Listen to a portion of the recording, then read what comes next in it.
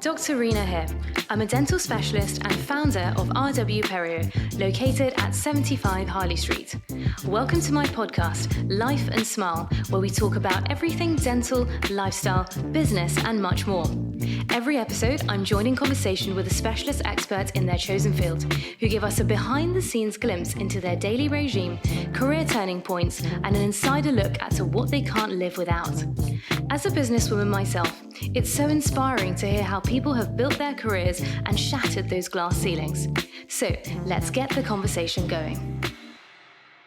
In this episode of Life and Smile, I wanted to link a little closer to home towards the world of dentistry, an industry, of course, where business clearly remains at the forefront. Introducing, therefore, Asif Syed, a dentist turned full-time business consultant based here in London. After qualifying from Liverpool Dental School, Asif spent the first 10 years working his way up through FD, SHO, Associate GDP, Managing Partner, Principal, and running several multi-surgery practices before quitting clinical dentistry for good.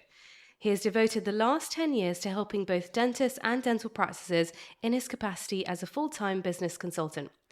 Asif runs many business courses for dentists, including the communication course, the exam cycle. Many of you instantly recognize him from the Life and Smile live panel discussion that took place during the second year of the annual RW Perio Summer Party back in June. It also must be said that Asif is well known for working exclusively by referral and not having a website yet, I should add. So Asif, welcome to Life and Smile. Welcome, and thank you very much for having me. I'm actually sat in this beautiful room. I remember when you first showed me this room, it was a complete building site. Yes. And we were pointing out where the training room's going to go, and where the screen's going to go, and where the structural walls are not going to be and going to be. So it's actually amazing to come here and actually see it transformed into a multimedia studio. So well done, and great to be here. Always great to have an excuse to come to central London. Exactly. No, great to have you here. So tell us, let's talk about your career, because it's obviously quite unique compared to the average dentist. So tell us more about sort of the more business consultant side. When did you decide that, your full-time job was going to be a dental business consultant? How did you even come up with that decision? Because especially in that time, we don't really, even now, dental business isn't really discussed in dental school. So how did you know that you wanted to do that? Yeah, I think a lot of dentists ask me this question, and what they feel is that what I did and what they're doing are quite different things, and they're curious as to how I ended up in this route and they ended up in that route. In actual fact, the truth is that we're way more similar than you realise, because what I was doing when I arrived in general practice, and I'm sure many dentists had the same experience, which is you start your first day in general practice, and the setup and the staffing and the materials and the equipment is a bit of a shambles. You have to keep finding stuff, and you have to keep ringing people, and you have to keep asking for things. When I first arrived in general practice, I thought, well, I've been trained to be a clinician, a surgeon, if you like. I'm a dental surgeon, so I'm used to working with precision to try and get my outcomes. And I simply couldn't work in an environment that was non-precise and trying to do precise dentistry. So I went on this mission to try and improve my environment so I could do better dentistry. And in doing that, the side product, the accidental output of that was that my revenue went up. And I just carried on pursuing this idea that I wanted a great environment for myself, my colleagues and my staff to do well and do great dentistry. And the sort of the accidental outcome, as I said, was the business outcome. And now people ask me for those outcomes, where originally I was after what most dentists were after, which is an environment that can support the kind of work that they want to do. So it wasn't that you didn't enjoy clinical dentistry, or it wasn't because of that you then, sought another route? No, in fact, it's the opposite. I enjoyed clinical dentistry, and what frustrated me was that I needed a particular precise environment in which to operate, and I wasn't being provided with that. But, you started working in general practice, and you were doing FD, and you worked as a GDP for a small, certainly did part-time jobs. Does any of this, resonate with you at all? Yeah, I definitely agree. I think, especially because in dental school, you're not taught any of basically how to run not just a business, but how to just run your clinic, and protocols and systems, and that's never discussed. It's only the clinical work, which is important, but it's not translated to a practice environment. So I think, yeah, definitely. Obviously, I met you in my first year when I graduated, so you helped me. But without that kind of guidance and the systems, you're completely lost. So you have to try and just figure it out. And I guess what you did was figure out for yourself, and then I guess other people around you noticed that that would be helpful for them as well. But then how did you sort of so you then started taking over practices, running more. So how did that all happen? And then you started, your business itself as a business consultant. Yes, so as I explained, the accidental outcome was revenue, was financial outcome. So I'm sure most of your listeners who are dentists will understand that the principal then immediately took notice and investigated, because he said to me, "Look, you've been here for a while. I like you. The patients seem to like you. The staff like you. You're doing postgraduate qualifications. Your work seems to be good. How is it that you're earning more than me?"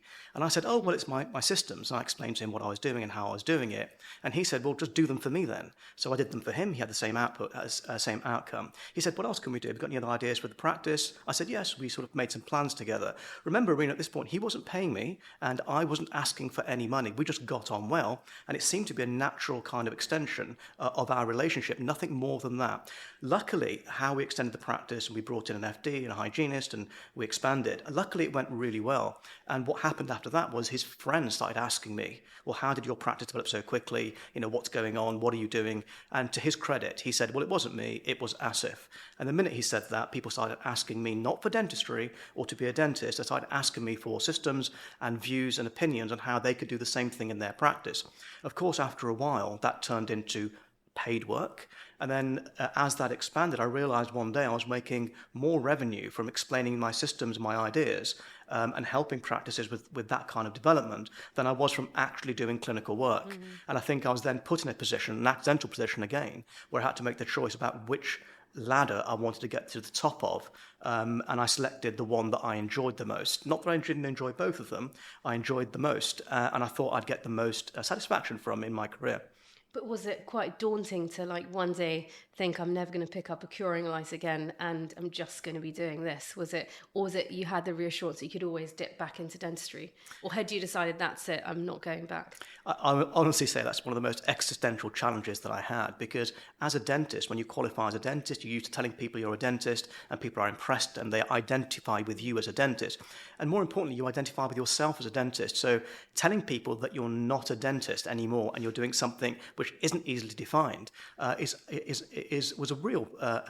a difficulty for me and difficult for anybody else to understand as well. So that in itself was a challenge. The actual technical side of not picking up a curing light anymore and just doing this, that wasn't so difficult, because if you imagine how I was working, what happened was I was doing increasing amounts of business consulting work and systems.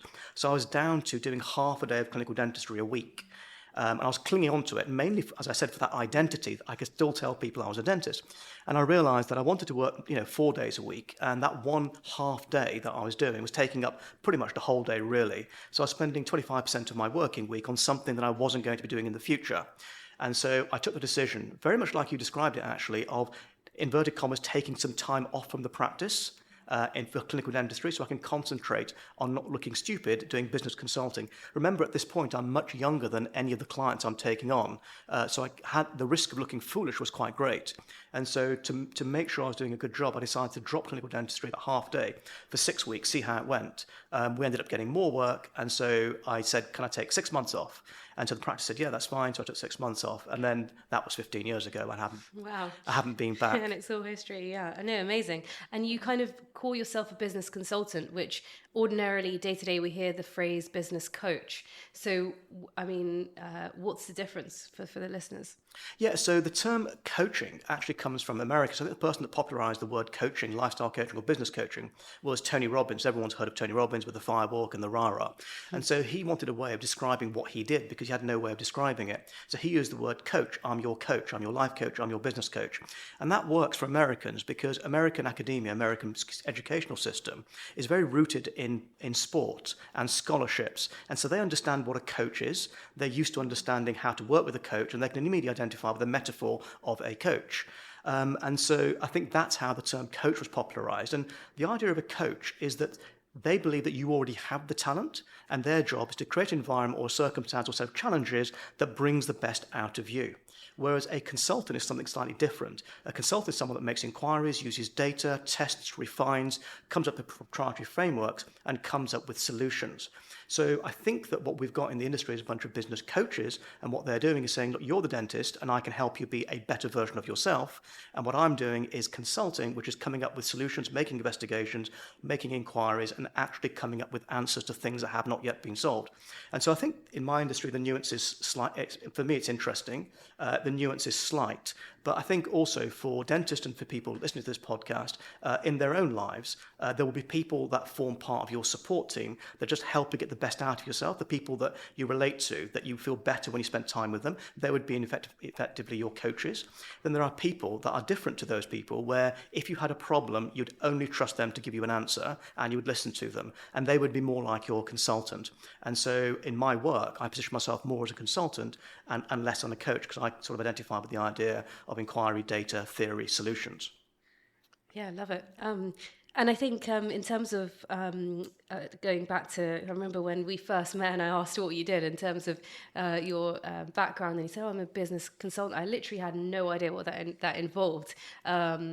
I mean, why do you think do you envisage in the future like dental schools teaching what you teach at an undergraduate level, or what? I mean, what's the reason? Why do you think it's not taught? Because we don't even understand what a business consultant is at our stage.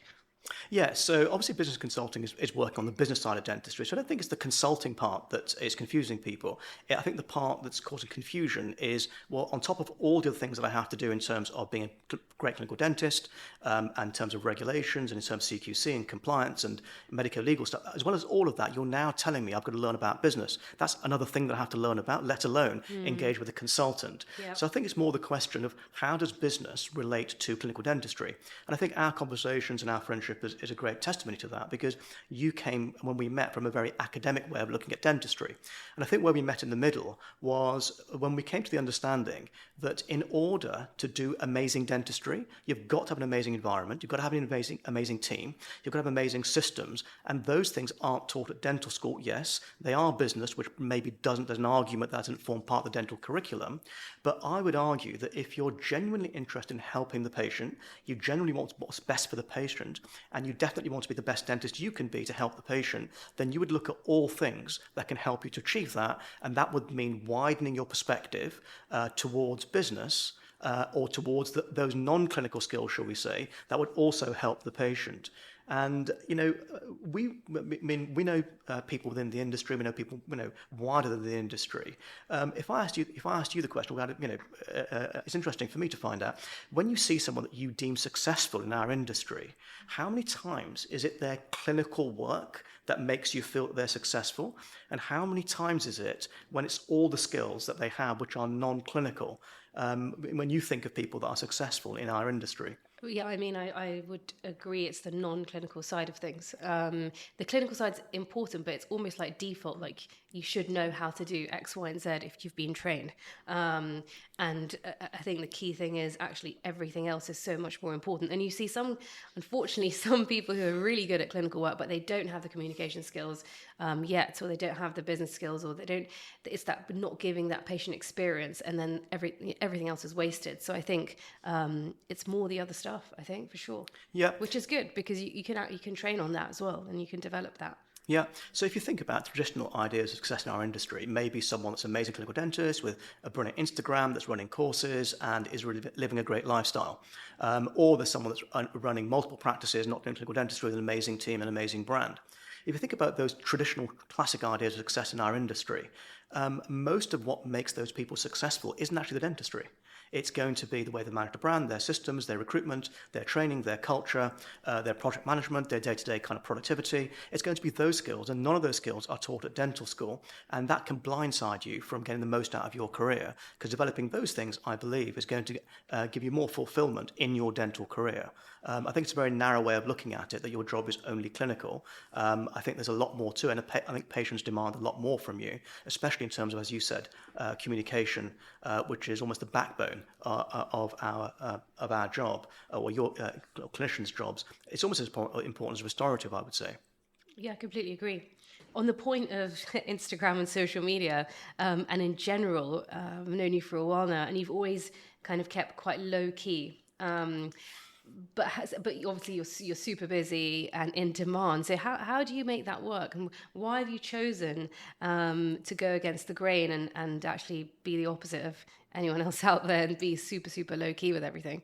Yeah, well, of course, I started what I was doing pre-social media, pre-Facebook, pre-Instagram. So I know a world in which just email works, and social media wasn't done by everybody. So, for example, Apple don't have an Instagram account, and Apple don't have Twitter because when you're doing marketing, you just stick with the things that work. And all marketing really means is a way of getting people to understand what it is that you do so you can work with them neatly and work with them really well, and then they get what was promised. And there's multiple ways of doing that, and Instagram and social media is just one way of doing it. There's lots of ways of doing it. And so traditionally when you look at marketing, there'll be internal marketing, which is your existing people talking about you. There's inbound marketing, which is when people contact you and you do some activity to make them contact you. Then there's advertising, where you're just mass marketing to everybody. And this idea was popularized by business coaches at the start of the 2000s. In particular, I'm thinking of a guy called Chris Barrow, who basically invented marketing in dentistry. And he would describe it in those three ways. And then he concentrates on inbound marketing, activities you can do to get more leads in. I concentrate more on internal marketing, which is the existing people I work with giving me referrals. And whenever there's an opportunity to do marketing or spend time on that or develop that side of things, I've got a choice between doing that and improving what I'm already doing with clients and courses that I run. So my predication and my kind of interest is improving what I've got and having them get me more referrals. Have you heard of something called Net Promoter Score? Have we gone through this? No. Okay, so Net Promoter Score is a really interesting marketing concept which says that unless 70% to 80% of initial people, the people that are already coming to you, are willing to refer you to your friends and family, you have no business. Right. Because you have to spend so much on marketing and so much time and effort on it, you're not going to be able to make that work. And I suppose that I just concentrated on that one thing. Actually, to make it a metaphor, make it slightly easier for everybody, imagine that you're on holiday, on this kind of adventure holiday, and you're on an expedition ship, which is 100 yards off the coast on this rocky, and you've seen this rocky island, and what you're seeing is natural life, and what you've got on the right-hand side is thousands of birds squawking really, really loudly because the adults are coming to feed them fish. And as soon as the fish come anywhere near them, they all squawk as loud as possible to try and get the fish, pushing each other out of the way. But when you look through the binoculars and you scan to the left, you see one bird stood on a rock, higher than all the others. And because the fattest fish are the hardest to carry, the adults are dropping the fish on that big bird on the rock first and giving little fish to the others. If you saw that as a visual, where would your attention go? To the one bird. Yeah, you think, what's happening there? Yeah. Why is that going? Why are they going to him? And all he's done is not squawking as loud as everyone else, pushing each other out of the way. He's just stood on a rock, on his own, doing this one thing, and he's, getting all the fish. Now, I do realise I've just made myself a big fat bird on a rock, and probably this is the only thing that anyone's going to remember from this podcast now. But there are, I would say, different strategies in terms of attracting people, and squawking really loudly and barking and making lots of noise, where in the same way everybody else is doing it, means that you're not fulfilling one of the first tenets of marketing, which is differentiate yourself. And if you listen to, the godfather of marketing, which is Seth Godin, and he's written multiple books, and his most famous book is The Purple Cow. And Purple Cow is basically saying, look, forget mass marketing or kind of any inbound marketing, concentrate on making what you've got better than everybody else, because if it's remarkable, social media and transparency in today's world will do all the work for you. And I suppose, if you're saying that I'm not doing marketing, I would say, well, I'm doing in spades what Seth Godin says you should do. So in fact, there is a form of marketing there. And interestingly, I don't know, I mean, you don't remember a world before marketing and social media in dentistry, but I do. But I do think, pre-2000, we weren't even allowed to market. Dentists didn't have, GDC didn't allow them to. There were very strict guidelines. You could only have a plaque advertising where you were and nothing else. So this idea of marketing appeared, as I said, in about the year 2000. But I do think that we as dentists are now way over-indexed on marketing, as if that's the only thing that you need to do. To the extent that when I tell people what I do, business consultant, they immediately, especially younger dentists, will say, oh, so you do marketing then? thinking that's the only thing in business that you need to know, because they almost equate business with marketing. So business involves, as we said, systems, project management, task management, recruitment, culture, training, retention. I mean, lots of things that we could go through and you use here at RWP. And so it would be a bit like a patient coming to you, having been educated by the mass market that the whole of dentistry is just veneers. And you have to say, well, no, it's not. That's just one part of what it is. There's a whole different part that you have to do. And I think that part outside of marketing, in terms of how to run your staff, how to run your figures, is way, way harder than marketing. Marketing doesn't really require you to understand the industry or the inside of how dental practice does. But recruitment and retention and running staff meetings does require you to get underneath the bonnet and really look at what's going on and do the hard work of how to make a business work, which isn't actually easy.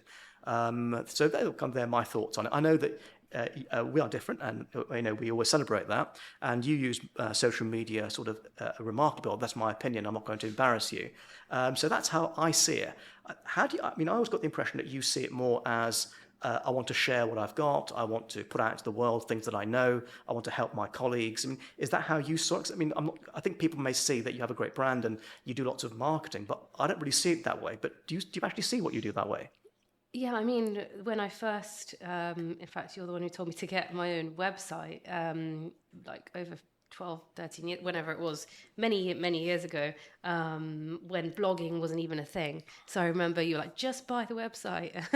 And we bought the URL, and then I thought, okay, might do something about this and use it. So I remember actually at that point, I thought, what can I make of this? So I used to just share everything I kind of learned, put it on there, and it was just another media or a home where I could, rather than having to, email people and message them, and it's just there, and you send people a link, which was amazing, and it worked really well, and I actually really enjoyed doing it, and enjoyed it even more when people used to send me messages saying, "Wow, I love your notes. When's the next Reena's notes?" And then from there it developed with social media. Facebook, I used to share the links on Facebook, and then obviously Instagram arrived. And I do still see it as a form of sharing knowledge, trying to inspire each other, and it's just a mic, really, isn't it, to amplify your message. So I don't really see it as a marketing tool as such. It's more, and that's for a byproduct of it as such. Yeah, and you're very good at documenting what you're doing on a daily basis, and so it's seamless. You've always taken pictures and made little media things, even for your own record of things. So sharing it was, when it became easier to share, was just a natural extension of what you were already doing. It's the same as my friend Monica, who we both know.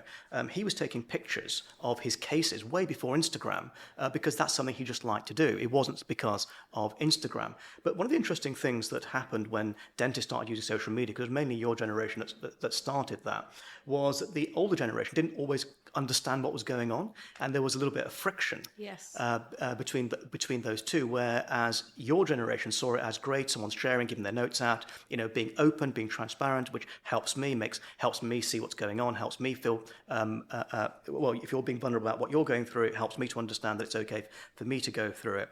And then the older generation saw you almost as shamelessly self-promoting, and so there was that bit of friction when you went through that process. Do you remember that? I definitely remember that.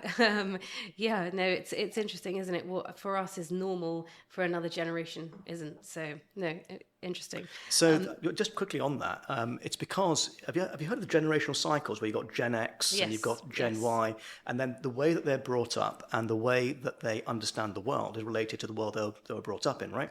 And so what happened was, I think you're Gen Y, so you are the first generation coming in 2012, 13, start to use social media, whereas at that time the profession would have been dominated by Gen X.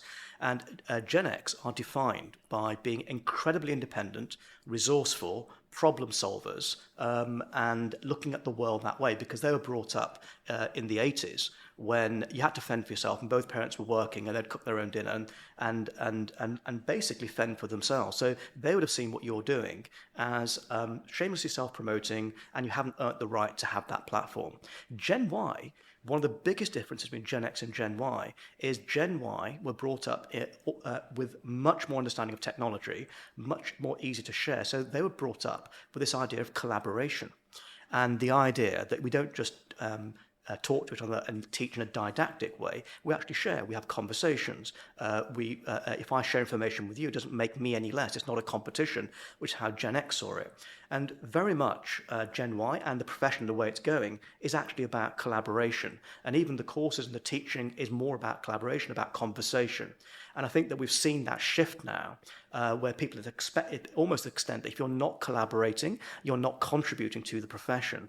And so, as we go through, the various cycles of what dentistry has to offer, and the cycles are speeding up, you will see these things come in and out of fashion. And I think it's important for people to realise that the next thing will be different, and the next thing will be different. And one day you'll be looking at what people are doing, thinking, well, why are they doing that? Because, you've moved on as well. No, exactly. So you've spoken about your kind of business consultant role and everything it involves, not just the marketing side. But do you have a typical week? Because obviously we've got structured weeks. Mine's less structured, I guess. I have a mix of other things going on as well. But what is your typical week like? Do you do a bit of teaching, bit of how do you have a structured day or? Yeah, I like structure, and I like structure that's been grooved over a period of time. So I'm pretty good at trying things out and then reflecting on them, and then working out what works and what doesn't work. So my week has been worked out over a period of time, and it basically involves Monday and Tuesday being by myself, working on solving problems that people want for me. So I basically lock myself away.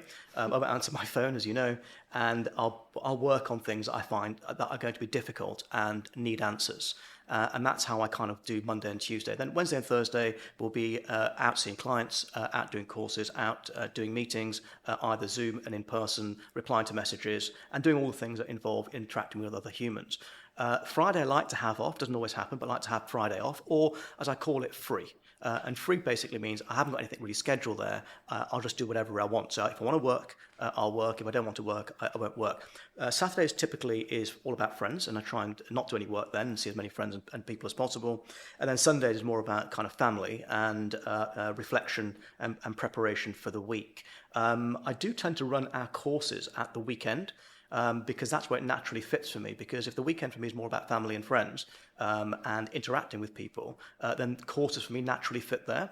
And I can't have it take up Monday and Tuesday, which is the important side of what I do. And so we typically do it there. So for me, that kind of fits. And that's roughly how my week looks. And that works for me. And that comes from reflection and looking at your calendar. I read this great quote about calendars and work-life balance and how to structure weeks. And effectively, if you're looking at your week ahead and you're excited about everything that's in there, you're probably doing the right thing. If you're looking at your week, you're finding things you're not excited about. Maybe you can't get out of them, but may inform your decisions for the future that you don't quite like those things, or you want to change them so they are more enjoyable for you. I think if you continue that process, then you'll have a much more satisfying, a much more fulfilling week. And you won't say things to yourself, at the end of every month, which is, I went out too much, I didn't really enjoy it, I'm just cut to ribbons, I've got no time, which is really a cliche for almost every person that we meet in London, right? No, exactly. No, I love that. Looking at your calendar and seeing, okay, am I actually looking forward to it? Because otherwise, you're right. Why is it in your diary? And do you need to reflect on your commitments? And it's not always as easy as it sounds, but it's worth building that in to try and improve that. I think now I see it more like a lifestyle. It's not really work life, it's just a lifestyle, but it is nice. I do color code my calendar still.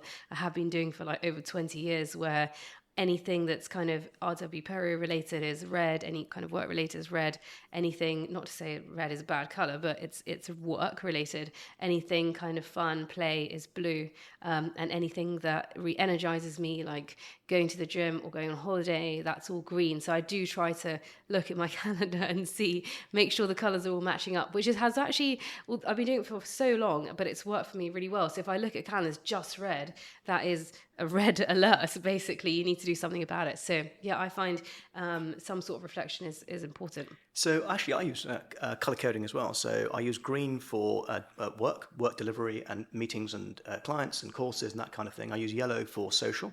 I use grey for just appointments, a doctor's appointment or, meeting the solicitors or meeting with the architects. So I used grey for that. And then I like to see a lot of white which is time which is just for me to do what the things that I need to do. But I really resonated with your idea of energy, which is you looked across it and then you looked at things that energize you and don't energize you. So I definitely know that if I see a diet that's full of green and full of yellow, that doesn't energize me. I need some time to, I think you said, recharge. And so probably like most business owners, and I'll ask you in a section, but I tend to be a workaholic, which basically means if left to my own devices, I will work too much and then tire myself out.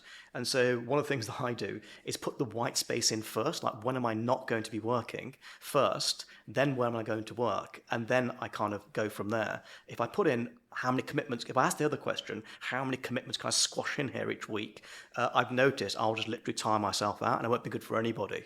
But definitely colour coding. I use Google Calendar. I think you use iCal. I use iCal, yeah. No, I do agree. I think having my holidays for the whole year, everyone in the team is actually very organised, and most of us plan our whole year and put our holidays in well in advance. But that really helps because you've got something to look forward to, keeps your energy up. So planning is definitely key. I mean, you've worked with many successful dentists over the years. Apart from organisation, is there any other single sort of investment or trait that you've noticed has been key for success?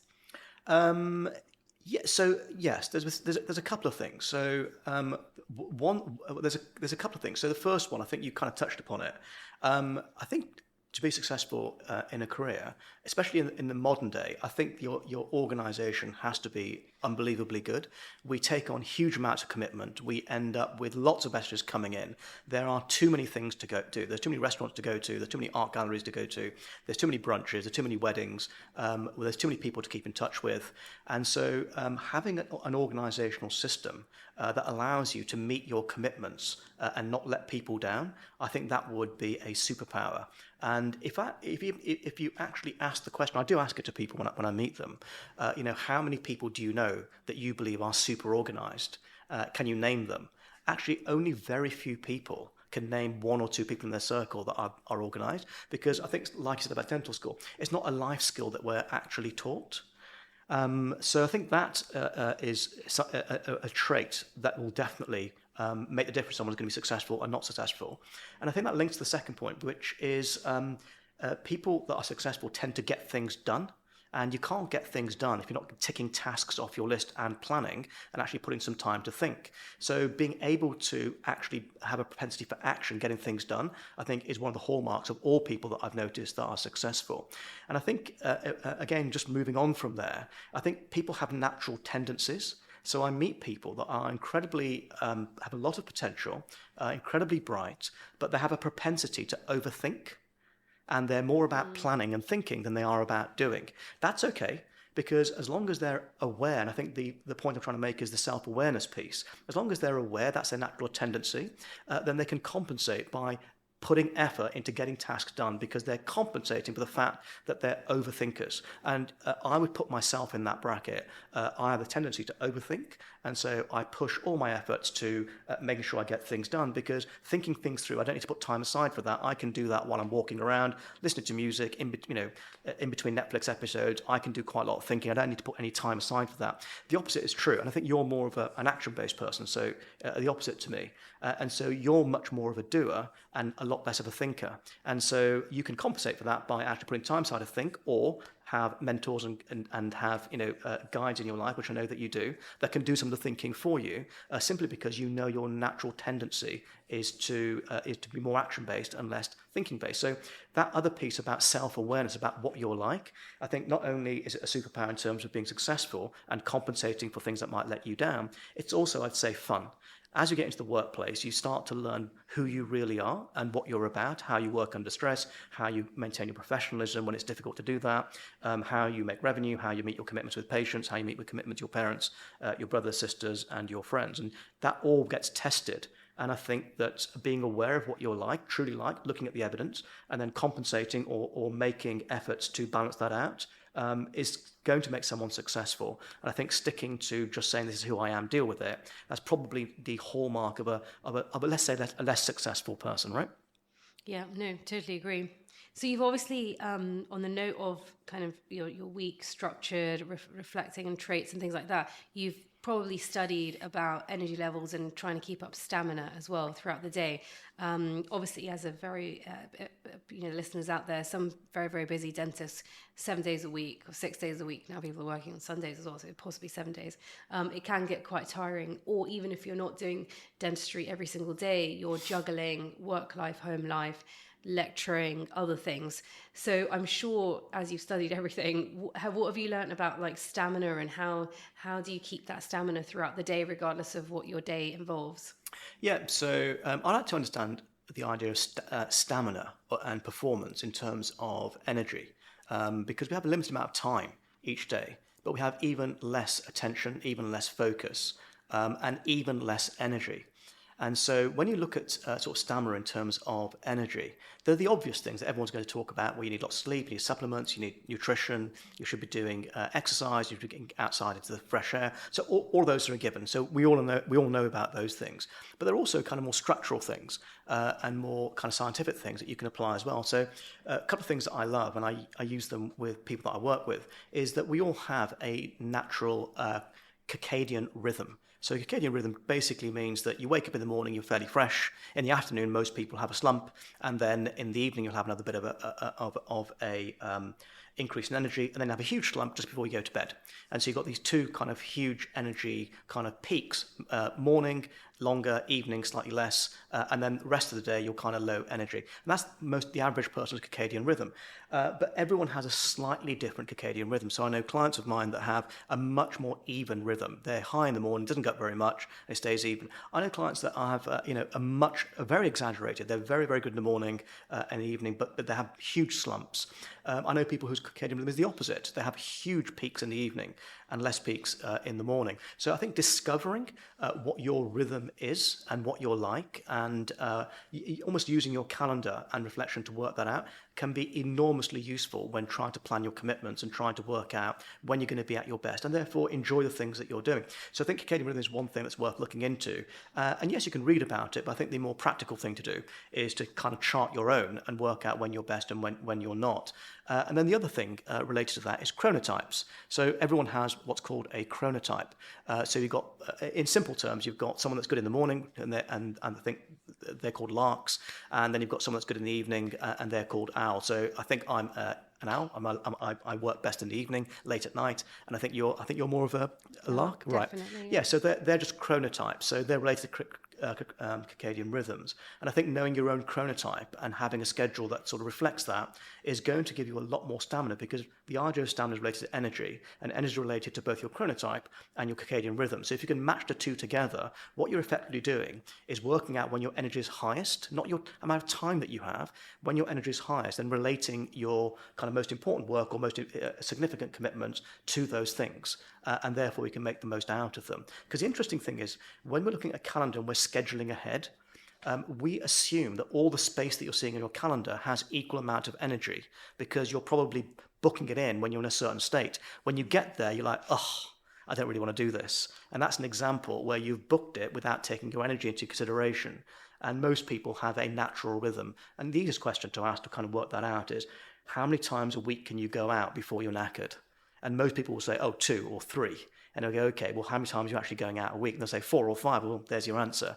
You simply don't have the energy to do that. And you can either build it up or match your current energy.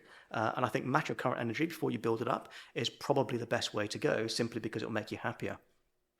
Wow, so much good advice. I think a lot of it is, as you've kind of, the theme seems to be self-awareness and understanding yourself, which all comes from there, rather than just do, actually reflect, find out what type of person you are, see what works, reflect back, edit, etc. So yeah, lots there for everyone. So in terms of kind of where we can find you, you mentioned you're quite low key. If people have questions, want to find out about your courses, what would be the best way of getting hold of you? Because I'm sure this conversation has sparked lots of interest for the listeners. Yes, so there's a couple of courses that we run. So if you're interested in the courses, then the best thing to do is come along to one of our introductions, which we run monthly. So the Exam Saga course, which is about communication. You can find that one simply by typing in the exam cycle PYP introduction into Google, and it will probably pop up, and you can look at the landing page there. We run a not-for-profit course for young dentists in the first year of practice to help those guys out, so they can type in FFQ introduction or the young dentist FFQ introduction. That will come up, and that's a course that I designed and you've been running for 10 years, based around the idea that the early part of your career is disproportionately important, and so let's get that straight for you with some non-clinical skills. And then any other questions, either ask your friends for my email address, almost anyone that you know would have heard of me, and if not, then contact Reena. And you may have a website coming soon. Yeah, I've been promising you that. I've been promising you that for years, and so yeah, it will be coming. The thing is that if I've always had enough people to work with, then the idea of the website becomes a little bit meaningless, because there's two types of hard work. There's the hard work when you've got too much work to do and you can't get through it all. That's one stressful thing. And there's hard work when you haven't got enough work to do and you've got to go and find the work. And I've luckily been in a position where it's always the first type of hard work I've had, which I've got to service the work I've already taken on. So the idea of getting a website and attracting even more people would almost make that problem a little bit worse. And I like a bit of work-life balance as well. But no, I do fulfill my promise to you here on the podcast that one day I'll have a website. We have it recorded now, so... and you'll be the first person to see it, okay? Thank you so much. That was such an insightful and inspirational conversation, and I'm sure all the listeners enjoyed it as much as I did. So hope to see you again soon anyway on Harley Street. But for now, thank you so much. Thanks for having me. Good night.